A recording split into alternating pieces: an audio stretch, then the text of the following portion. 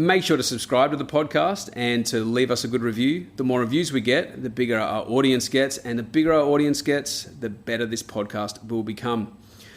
Hey, Ricky, let us know ways people can get in touch with us. Sure, Tim. We've got Twitter, which is at thirdpartyrep, R-E-P. We've got Instagram at thirdparty.repair. Facebook, facebook.com/thirdpartyrepair, and email thirdpartyrepair@gmail.com.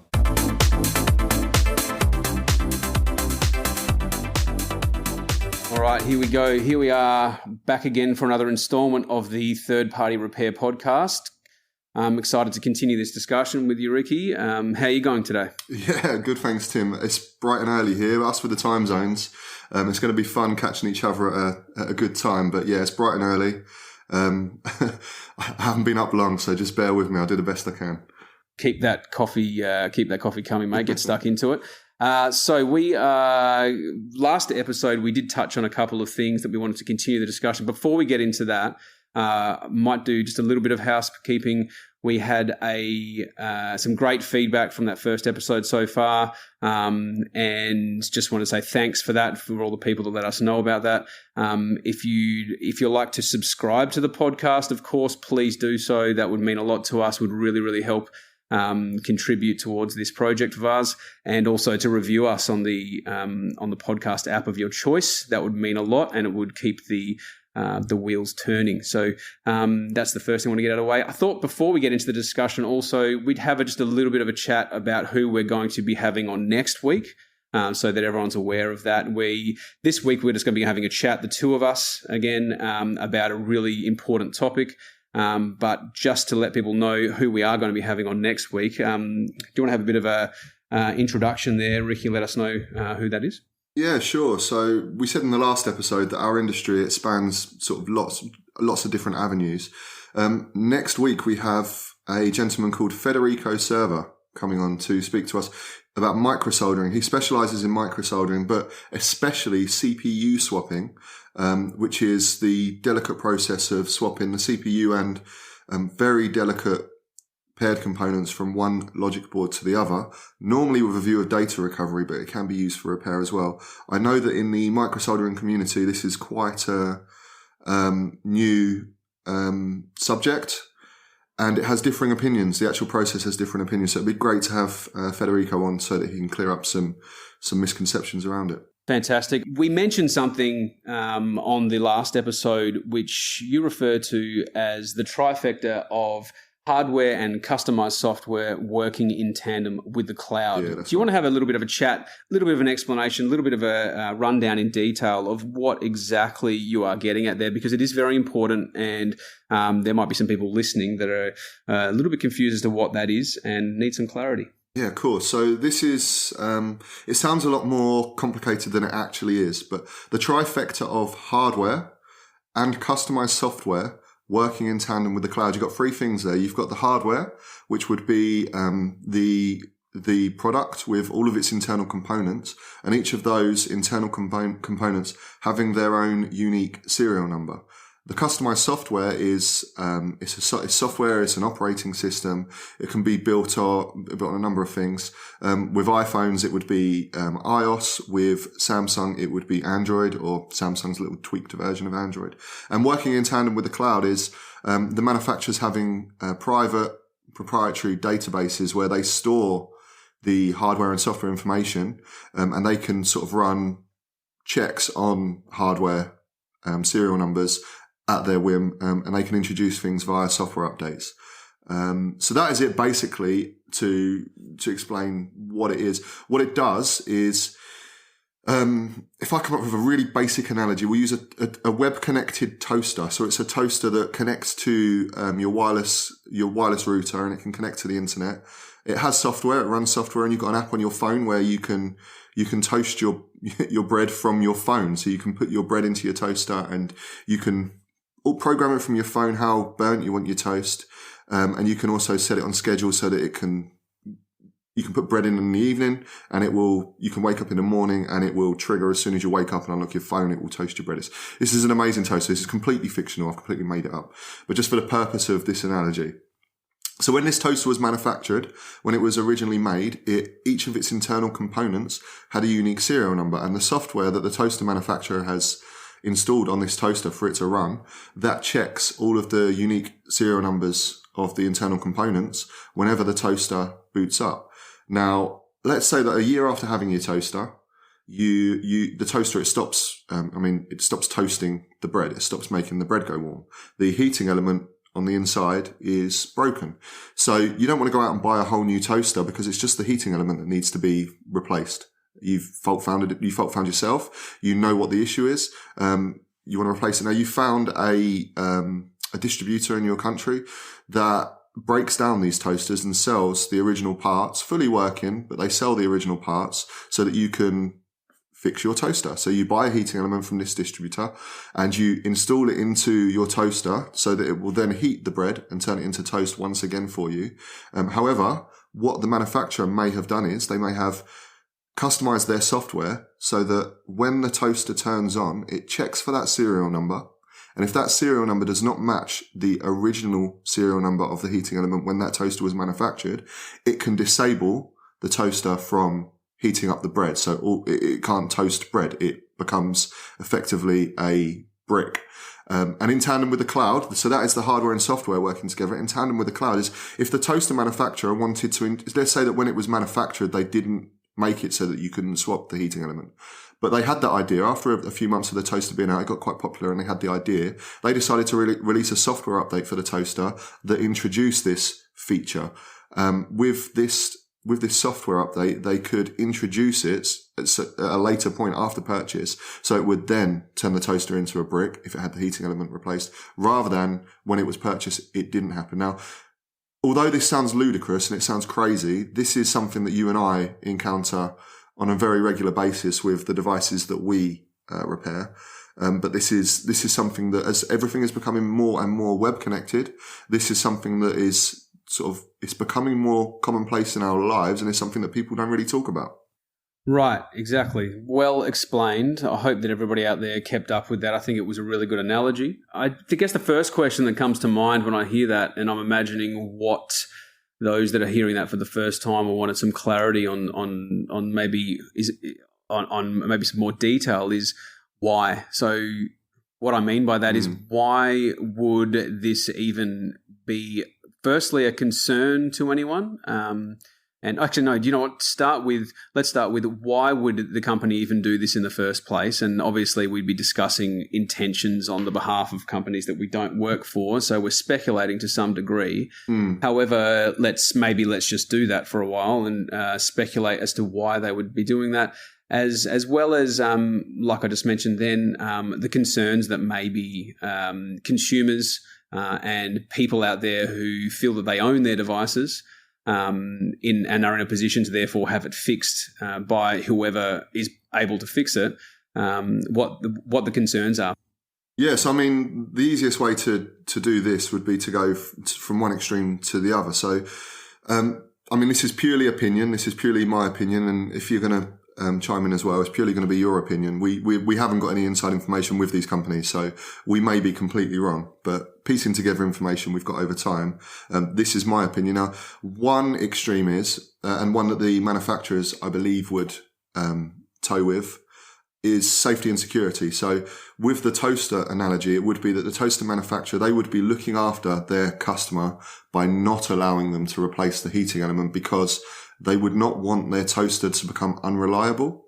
It would look bad on their brand, and they would not like anyone trying to replace the heating element to hurt themselves during the process of carrying out the repair. This all seems reasonable, hey? That seems reasonable to some degree. I think probably people are listening that going, yeah, that makes sense. I don't know, maybe not, in your opinion? What do you think? Or maybe it's just not accurate. Maybe that's just not the case, that's actually what's happening. But I guess let's just play devil's advocate for a second. So it's important, at this point, it's important just to step back and to look at the world that we live in. The world that we live in, yeah, you could say that brand doing that could be a service to the customer, stopping them from repairing their own product, because they are looking after them. They're playing parent, if you would.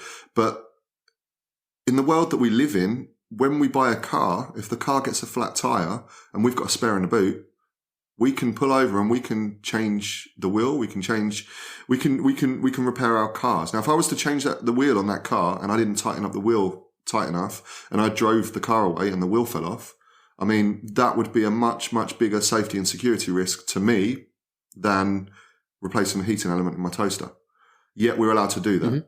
And I don't think that's just here in the UK. I think that's universal. I don't think you're going to be changing the wheel on your car or your truck or whatever you've got and having the police pull you over and say, no, you can't do that. You're not allowed to do that. Or having a car manufacturer deliberately disable it. Common sense prevails. Yeah, that's right. Exactly.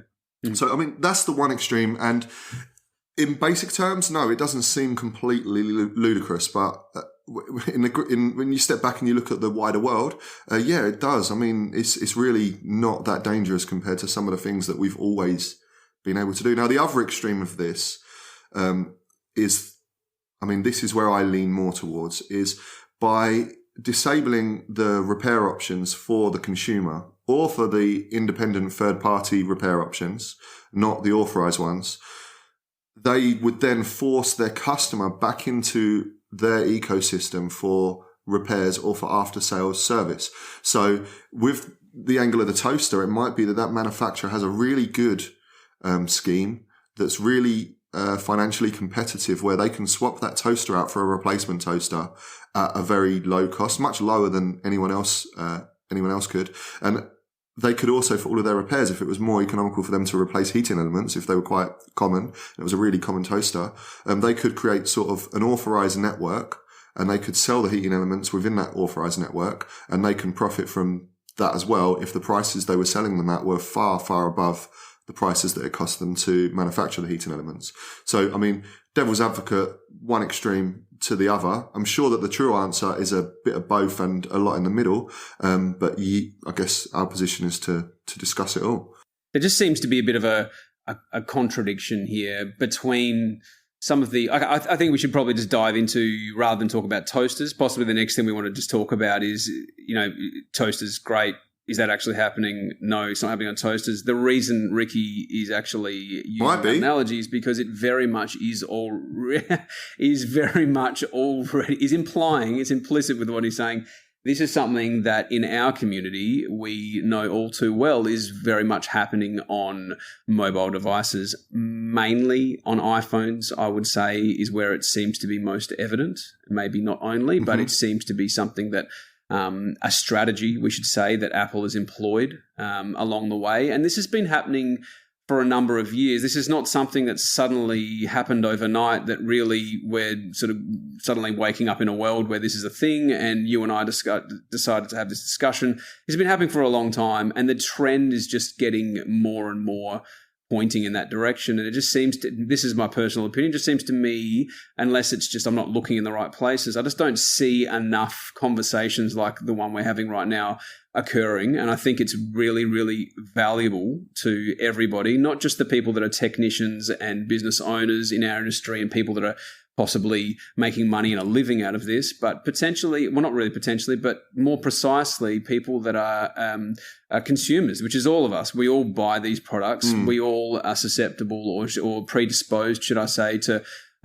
possibly be affected by this. And it seems it's happening in such a fashion that it's sort of like a slow increment over time where there's just more and more of this happening. We'll get into specifics in a second of what this is exactly, but just until we do that, there's just more and more happening. It's probably started 6-7 years ago, something along those lines in the iPhone world.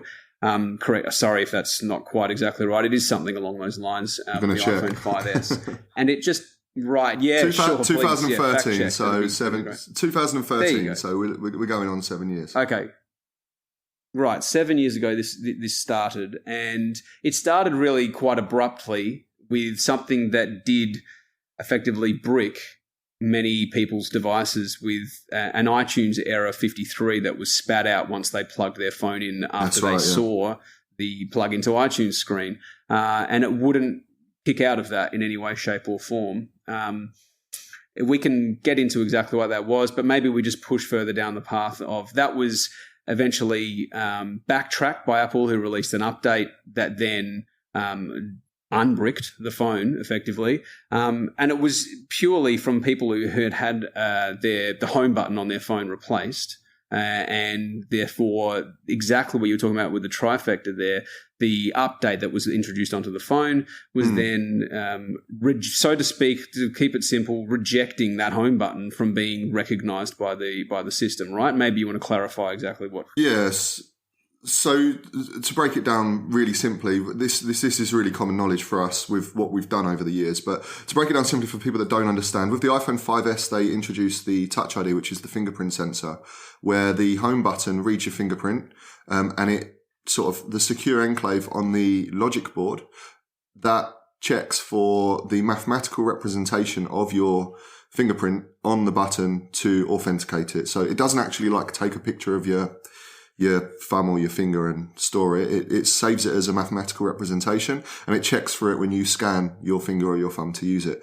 Now, with the iPhone 5S and later, if you replace that button, even if you took a button from another phone and you swapped it into your phone, that Touch ID function would not work. The Touch ID function would be grayed out. What the software was doing, the software, when the phone is turning on, it would say, do these components match? Does this home button do you match what I'm looking for? And if it came back with no, or I'm not sure, it would then disable the software function of Touch ID. So it would be grayed out. You couldn't scan your fingerprints.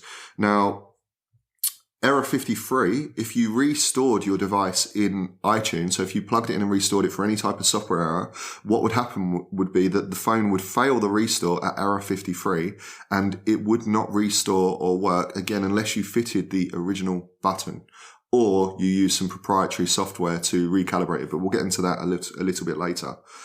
So it would stay at error 53. Now, this would render the device an actual brick. Now, the term brick is overused nowadays. It's often used for devices where they've got a software error and they can be restored and used again. But for all intents and purposes, with error 53, it does render the device an absolute brick. So it would not restore, it would not work again.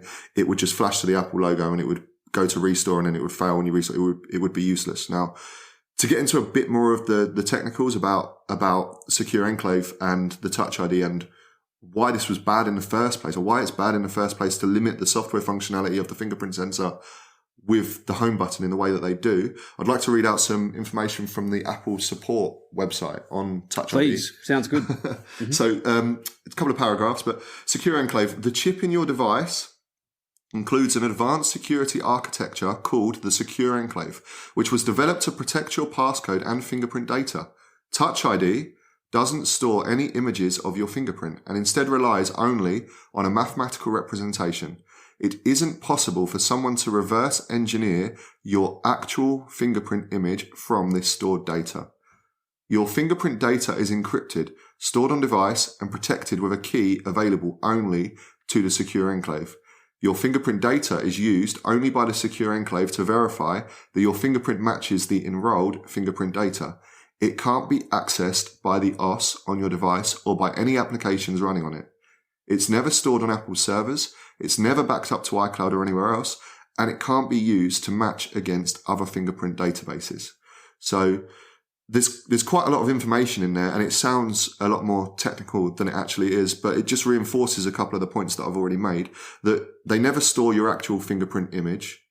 They just store a mathematical representation of it. And when you scan your fingerprint on the actual physical button, which is separate to the Secure Enclave, all that the operating system is doing is using the Secure Enclave to check the mathematical representation of the scan that you're currently doing with the one that it's got stored. And if it matches, it says, okay, cool. And if it doesn't match, it says, oh, too bad. So not a security. So basically, I'll just jump in there. Not a security issue, therefore, to replace a home button. Maybe. What this demonstrates is that the actual physical home button is a vehicle. It's a vehicle to pass on the mathematical representation of your thumb or your finger scan so that the operating system and the Secure Enclave can do the check that it needs to do. Now, if you have data on your device, so let's say that you've got 2 years worth of messages on your phone, you haven't restored your phone in a long time and set it up as new, it's got data going back 2 years.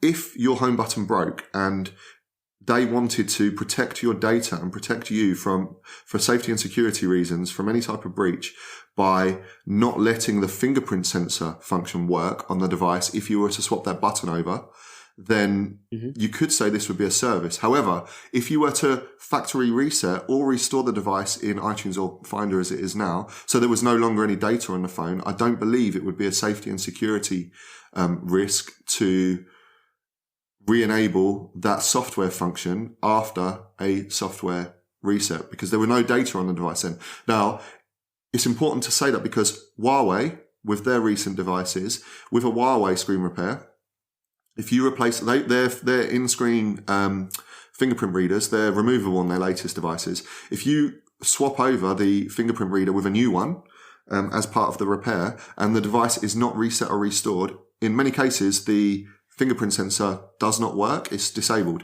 However, if you software reset the phone, so you erase all the data that's on the phone, then the fingerprint sensor option is then re-enabled so that the new user can then use that device. They can use all of the features of the device, including the fingerprint sensor, even with a new fingerprint sensor sort of reader, because it demonstrates it's just a vehicle. It's just passing on the information to the logic board.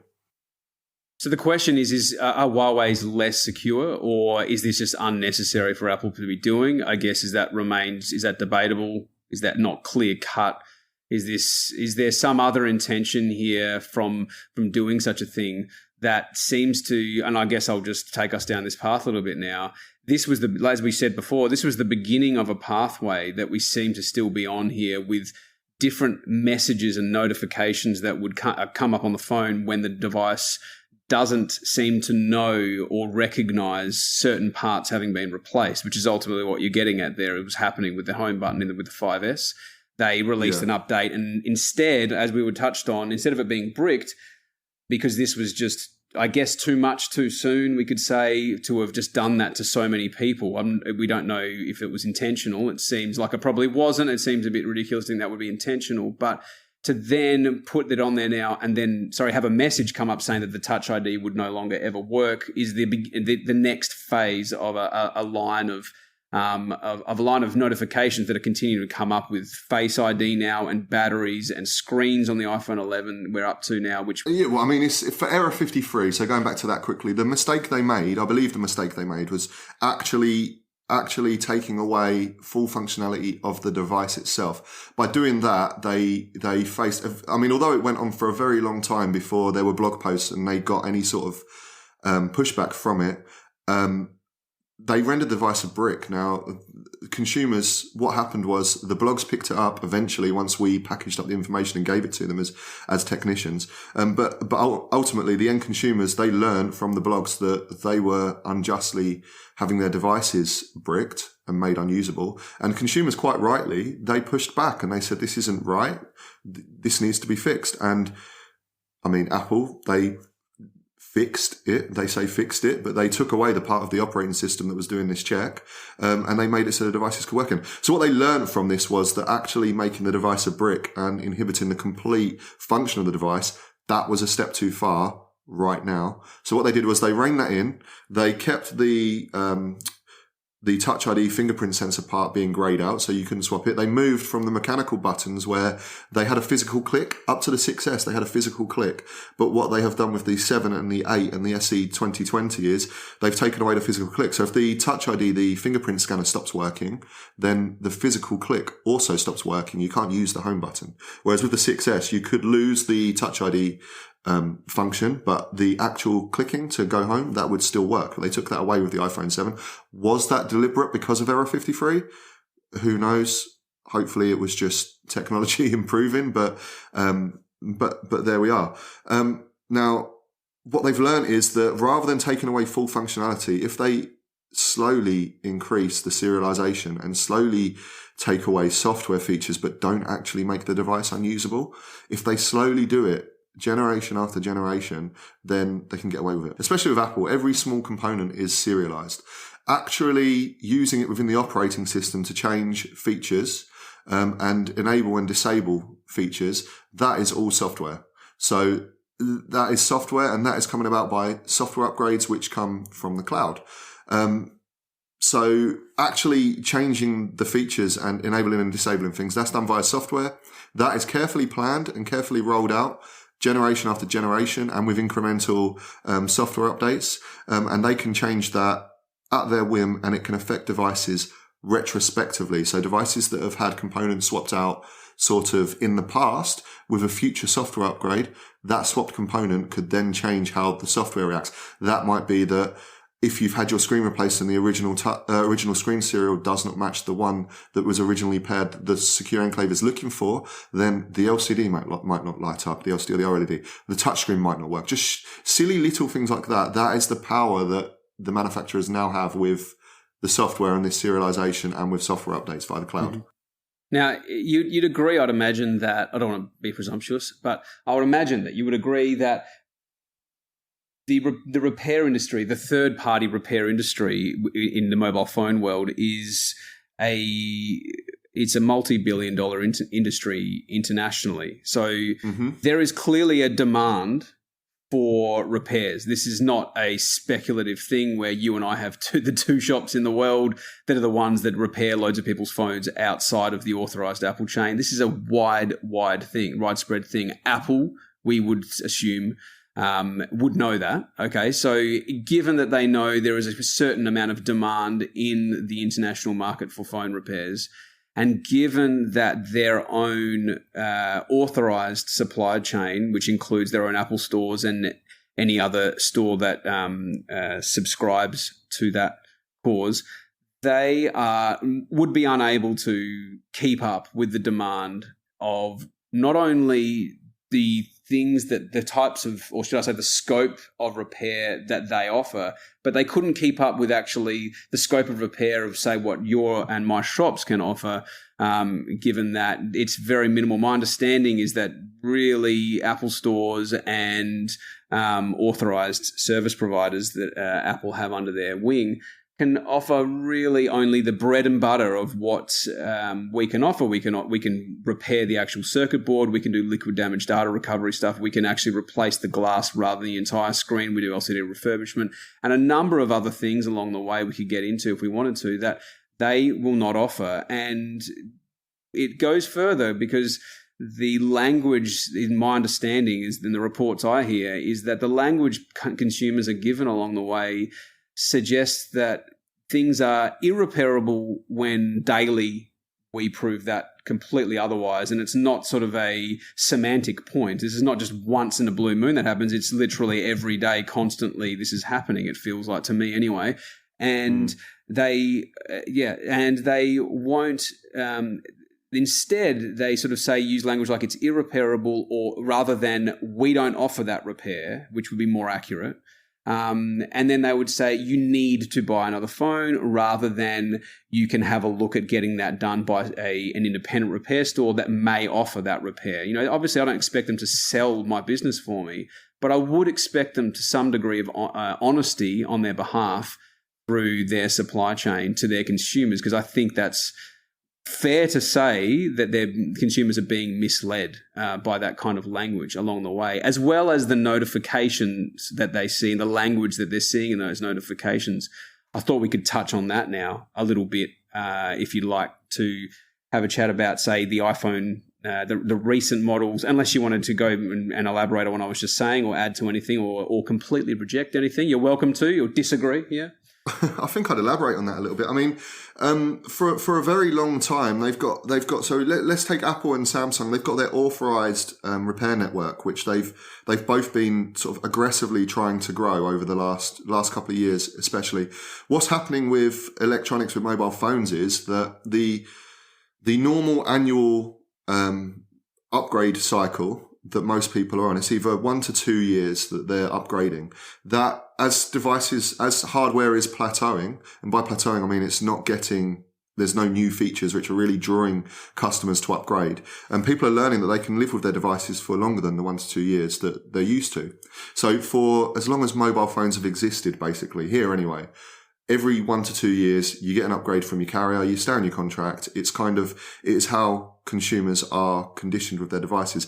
Now they're learning to keep them for longer. What that means for the manufacturers is they're going to sell less hardware every year or every 2 years, unless they can open up their products to new markets that they haven't quite tapped into yet. Consumers are going to buy less devices. So with that in mind, repair of existing devices is becoming a lot more lucrative for these people to guarantee recurring income. Now, the terminology and the language used during repairs and with the notifications with the devices is very important, because that is the brand sending a message to their client, to their customer, who trust them to some degree. Is probably something I'll throw in there. Complete trust. At the moment, when they go to buy this device from either a retailer or from the manufacturer, one thing that is not in mind in the way that it is with other products such as cars is the repairability. Now, as devices are increasing in value and the cost of them is increasing, I am really expecting this to become an important factor with the devices that people are purchasing. As more software platforms are becoming cross-platform, so they're working on both iOS and Android, people are going to become less attached to an operating system, iOS or Android. They conflict between the two. And as that happens, I'm expecting people to look at different reasons to upgrade and to purchase devices with a view of keeping them for a much longer time, as you sort of would a car with most people. So with this in mind, I do expect the thought around this to change. If we can open up some thinking around this, that would be great. Now, the notifications, the recent one. So with the iPhone XS and upwards, if you swap the battery with the device on the device with another battery, even if it's one that you've pulled from another device that's never been repaired before, so it's guaranteed original, the device pops up with an important battery message, which says, important battery message. Unable to verify this iPhone has a genuine Apple battery. Health information is not available for this battery.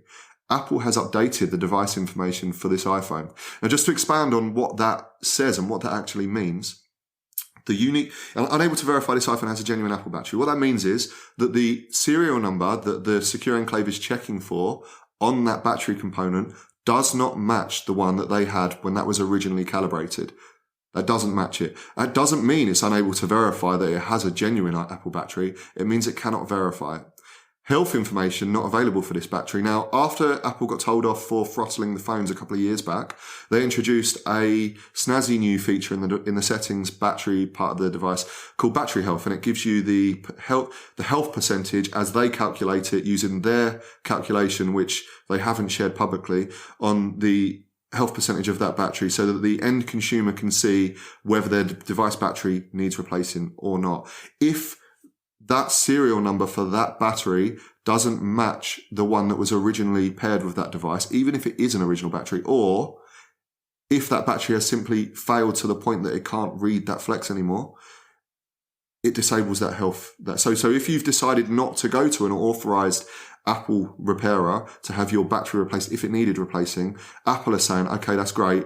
We're taking away the battery health feature from your device. And the last bit there is Apple has updated the device information for this iPhone. Now, they upload logs to their server. They know when this device is manufactured.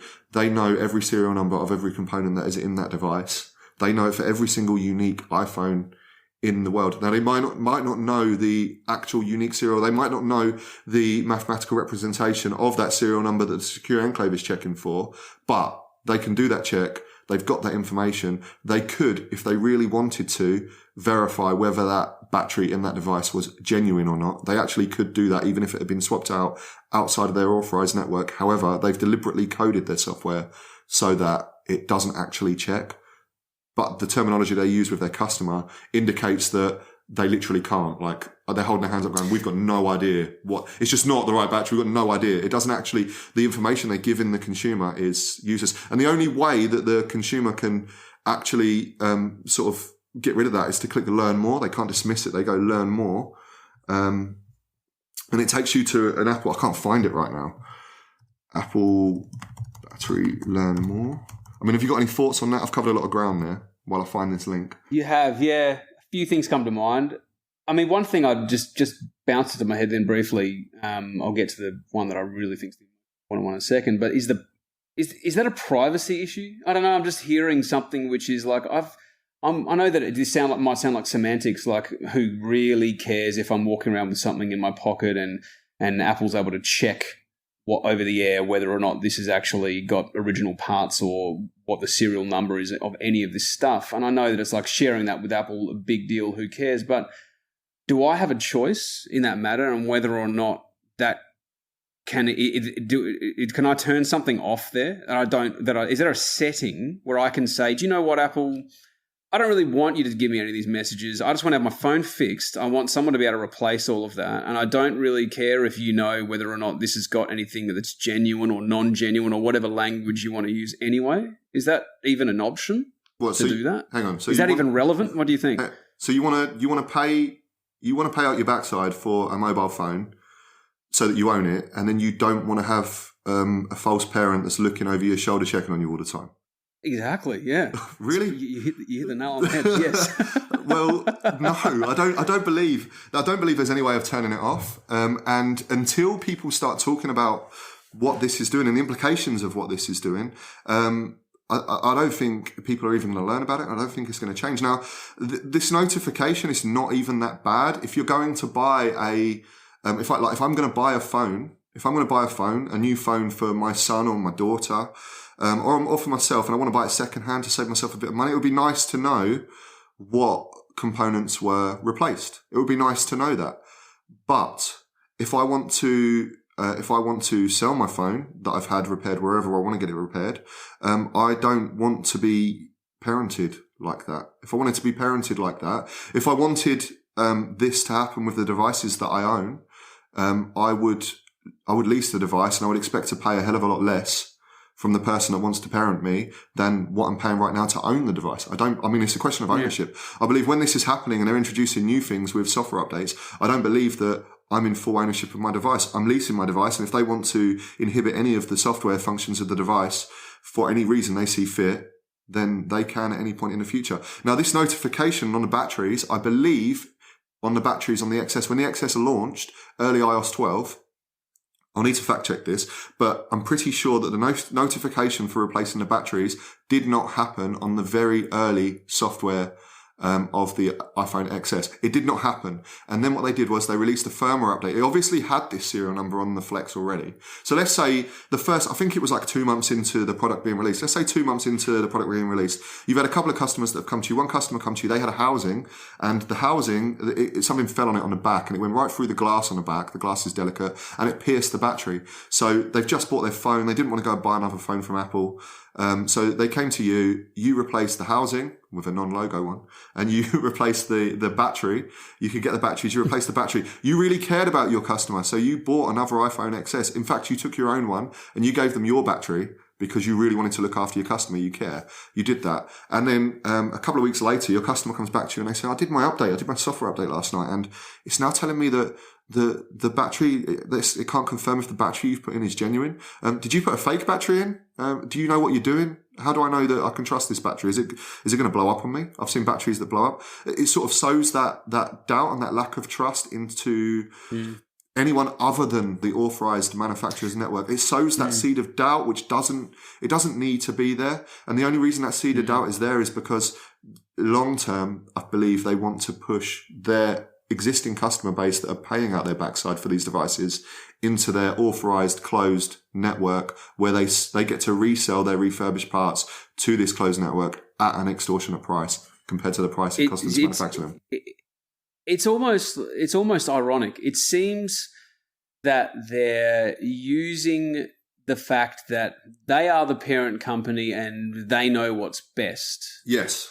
And therefore people, through that process, it gains, there's just an implicit level of trust, therefore, consumers have towards the company that designed and manufactured this product in the first place. They're abusing that trust by when they put messages on a phone that suggests that they shouldn't be trusting someone else who isn't them. Do you see what I'm saying there? 100%.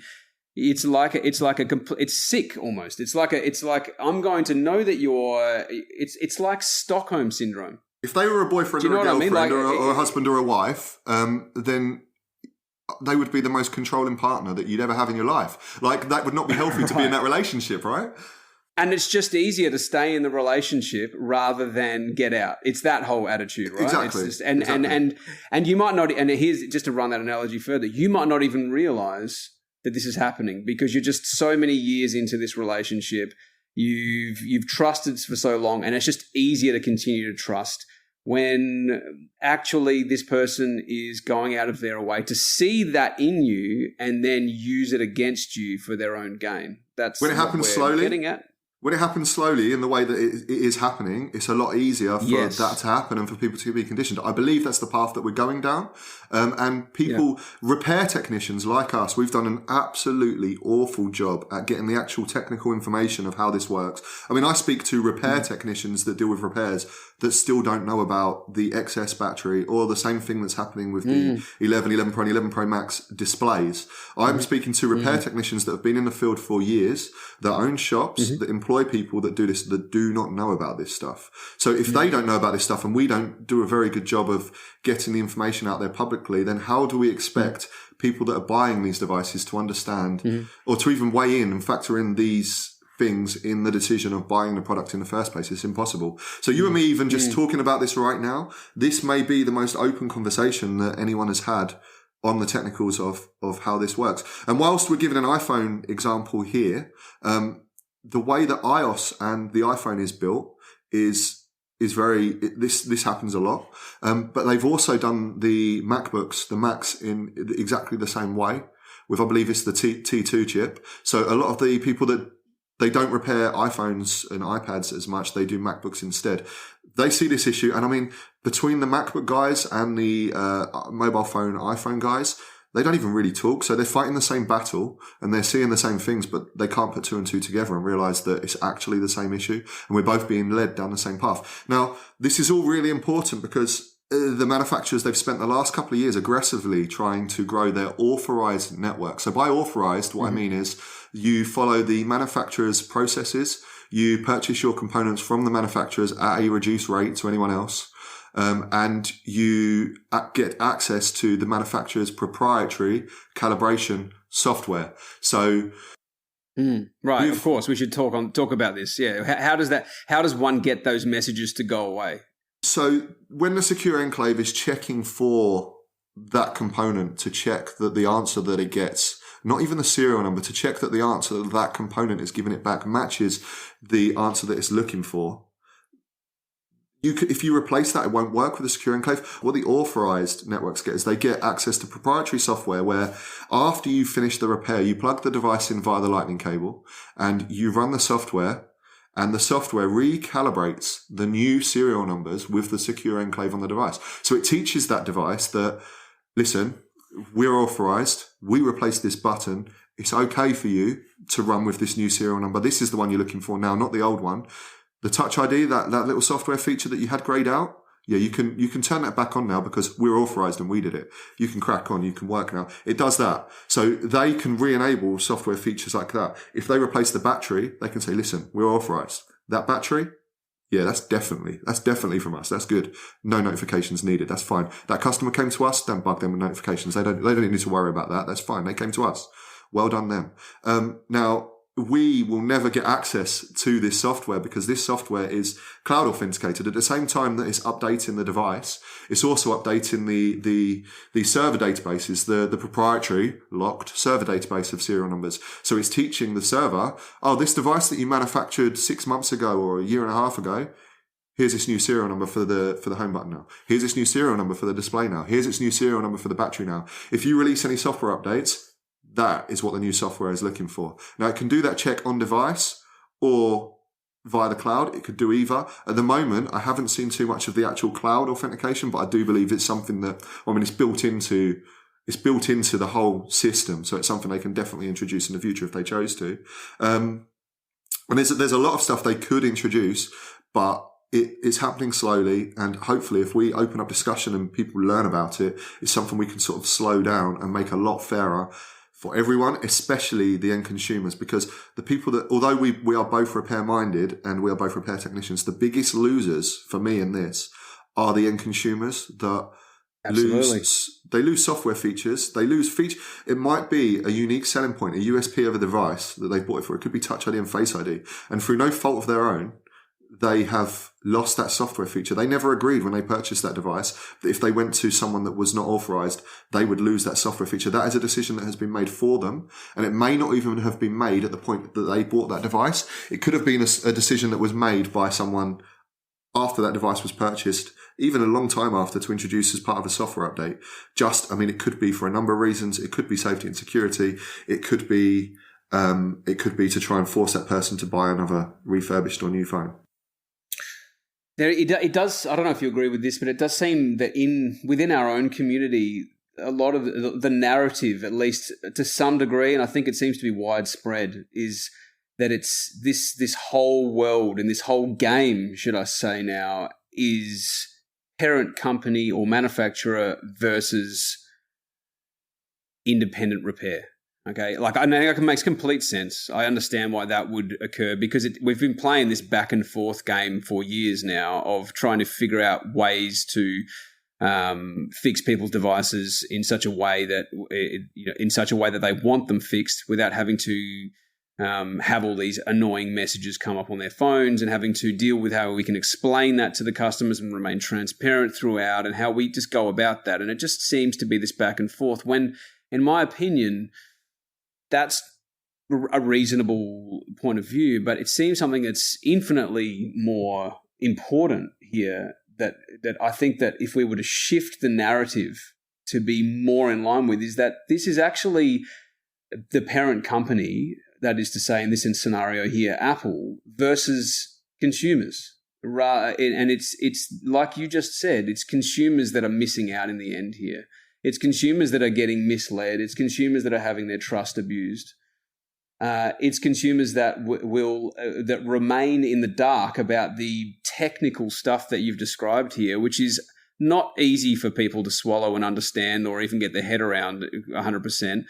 But in their unknowing ignorance, they continue to remain complacent. And this is not an attack on consumers, of course. This is something that they've got lives, they go about their day, they have children and families, and they do their thing, and they break their phone once in a blue moon, and they want to address it in that instance.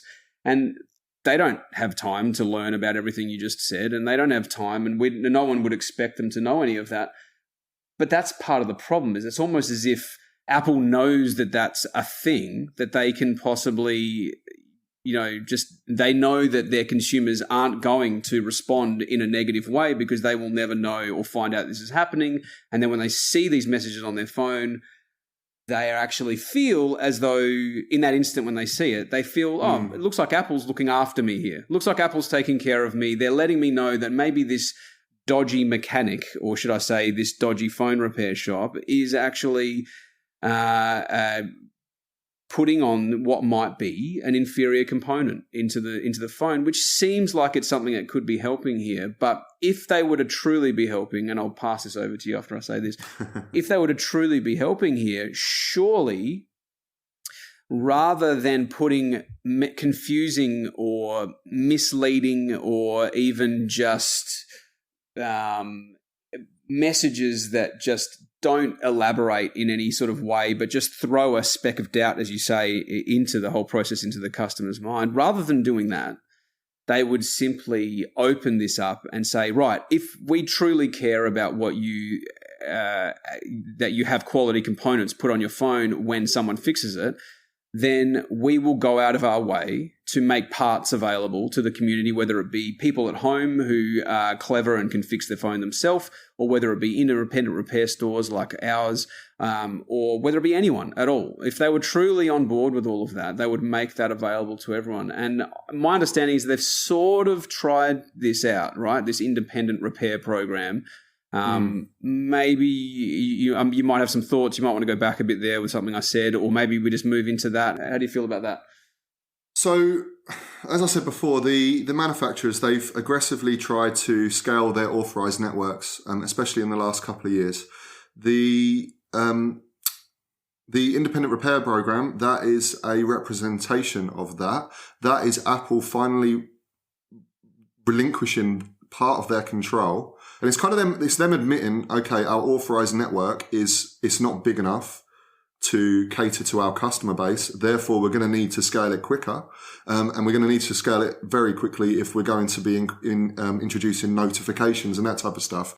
Right, this has been around for a while now, hey? Over Yeah. I feel like, and I don't know anything about it. At least this isn't available in Australia at all. I know that for sure. It's definitely not available here either. I've tried to reach out to them. It's not available. But I mean, I don't want to talk about the virus. But what the virus has done is, with Apple slowing down, Apple have closed their retail stores even to repairs. So you can't go there for drop off and pick up of repairs, which you normally could. You've got their authorized service providers, and you've got their mail-in depots, and both are seeing increased turnaround times.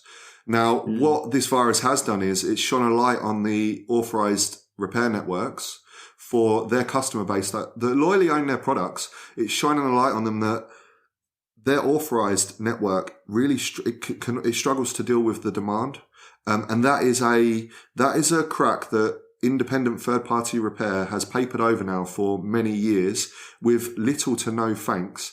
And it really does show that the job that independent third-party repair does on a daily basis is a very good point. Needed. It's needed, not just for us. It's not like we live and we feed our families from it. The actual end customers, if it wasn't for us papering over that crack, then there are a lot of device owners that would not be able to get their device repaired. If they want to play parent and they want to look after their end consumer, their end customer, then it is their responsibility to make sure that they are not the only option for repair for their customers. For me, it's their responsibility to make sure that these notifications that pop up are 100% accurate, and there's no room for any misleading or any misconceptions. They should be more accurate than they are. They're a lazy attempt to telling a customer that their battery's failing or that their screen's failing. For me, the proprietary software could be done via a software restore, the same as Huawei do it, or via an app on the phone that the end consumer has access to via their two-factor encrypted Apple ID. I mean, if your Apple ID with its two-factor encryption is safe and secure enough to store your bank details, then I think it's safe and secure enough for you to re-enable a software function like Touch ID or Face ID, assuming that the hardware components you're using were original pulled from another phone. I don't think that is unreasonable or unfair to expect the manufacturer to do that as part of the service to their customer for them buying their product. Back on what you just said there, you were mentioning something about no thanks to independent repair. Just to throw something in there, what do you think would happen if we just run a thought experiment here? Tomorrow we just remove third-party repair in this world from the equation, okay? And then you just run everything back as per normal. People still breaking phones to the same degree, on the same level. But now, what are their options and what would that look like? And how would that go? What do you think? I know it seems ridiculous, but let's just run it. Let's just have a think about it. If it happened right now, the authorized networks that have already got extended turnaround times would be pushed dramatically further. It would shine a light on the authorized network and how it is not fit for purpose in 2020 to look after their customer base. I believe you've poked at this a couple of times through this, so I'm just going to go out and say it, and it might lose us some friends in the long run. But when Apple have their events, the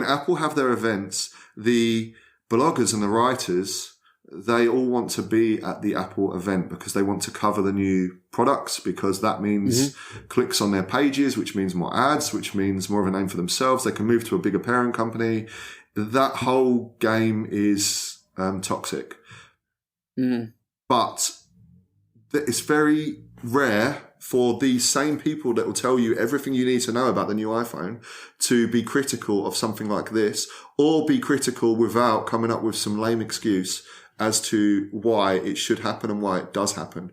What I would like to see is these bloggers and these writers be more authentic and be more transparent about these devices with information that we're putting to the table, and information like that, because it is their reviews, it is their write-ups that consumers use to inform themselves on making decisions. And you can't expect consumers to make informed decisions or to even factor in things like this if people are not talking about it. At least where I live, I don't live in the bang centre of Sydney in Australia, for example, of which there's Apple stores available and other Apple authorised service providers. And there's many people around the world who own iPhones, and they would literally be faced tomorrow with having to purchase more iPhones. They would have to order it and buy another new device. They wouldn't have any other option. And that wouldn't just be simply the screen replacement, battery replacement, any of the board work we do, any of the numerous amounts of the scope of repair that we do. They just wouldn't have access to any of that. And because the next option is simply buy another phone, this does tend to then make us, or at least me, feel that, well, that's fine by Apple. Let's just sell more phones then, over and over and over, we make more money. So why, we're not going to thank independent repair. Independent repair seems to be getting in the way, despite the fact, I'm assuming they would also acknowledge that people en masse would be annoyed by that. They would then start digging deeper. Wow, there's no independent repair stores. Why not? And this conversation would then be pulled up potentially, and people would then start to really look deeper into what's going on here and learn about it. And I think that the message, at least I want to get across here, is that it's time to know about this now, not when it's too late down the track and people have just ceded so much territory to the parent company that no longer do they have the options that we've been providing to them for years, right? Yeah, I mean, we've already ceded far too much as it is, as far as I'm concerned, without opening up discussion on it. So, yeah, it is really important. If it goes the way that they want it to go, there will be an authorised network that follows their pricing for parts, which is far and above the pricing of that we could offer similar parts for with refurbished screens, for example. And their authorised network will be able to take care of their customer base. Now, realistically, with the way that IRP has, has worked so far, it's going to be a while before Apple will have a network like that, or Samsung. And I believe things do need to change. And I get another question is probably coming to people's minds is, okay, guys, become authorised repairers then.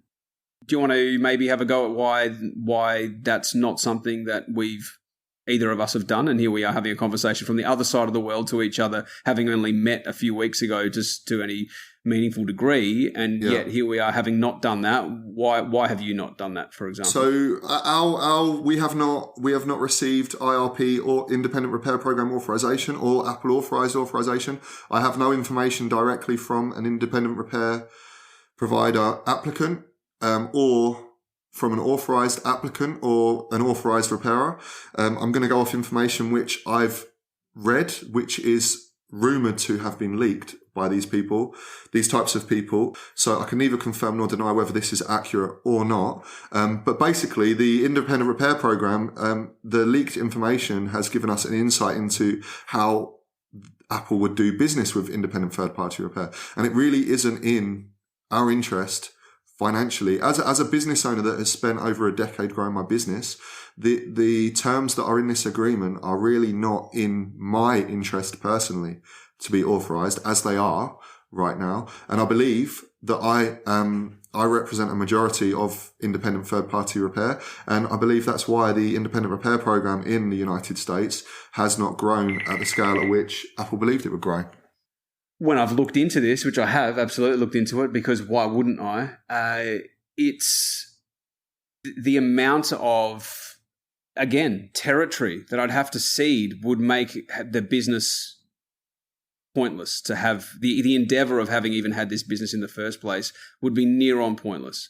We wouldn't offer near the volume of repairs that we offer currently. I mean, just that alone, that's enough. I could go into further exactly the financially maybe why this doesn't make any sense, but it's we respond to consumer demand, and the demand that is in the market is for a scope of repairs that I would not be able to offer should I go under the authorized program. And I would then be either having to force to either say to the customer, go to an independent repair store to get it fixed.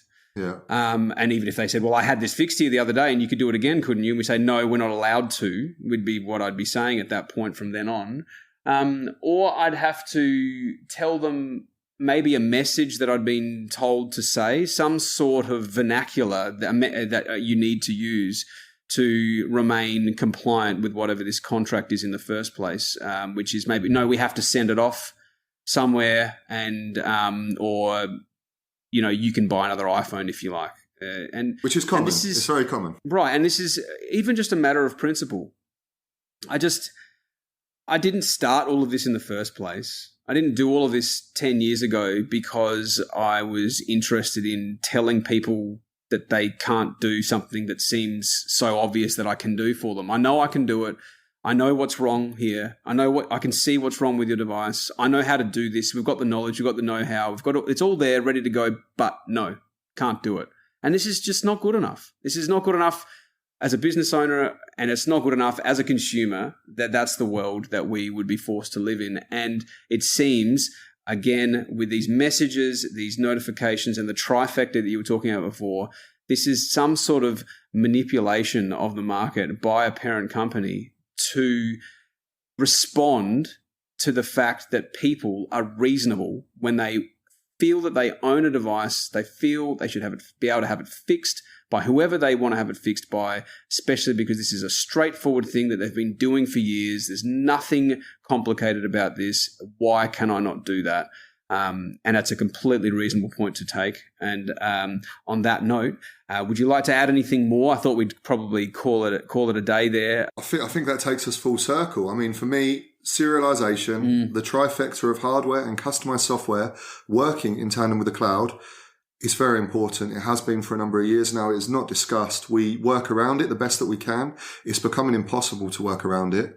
And it's very important that people like us and people like the people listening, no matter what you do in your industry, whether it's mobile phones and tablets, whether it's something completely different, as everything moves to being web connected and smart and serialized, it's really important that we understand what is going on with our products to try and keep us in a life cycle of replacing and replacing and replacing. So yeah, that takes us full circle back to the reasons why the trifecta of hardware and customized software working in tandem with the cloud is so important and why we're discussing it today. So that was good, Tim. Thank you.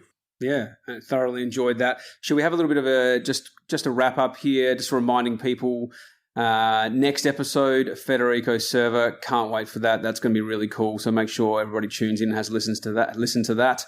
And again, if people want to contact us, if people would like to make suggestions, troll us, or let us ask any questions that they may have along the way about any of this, can maybe, Ricky, you just let everyone know how they can get in touch with us again.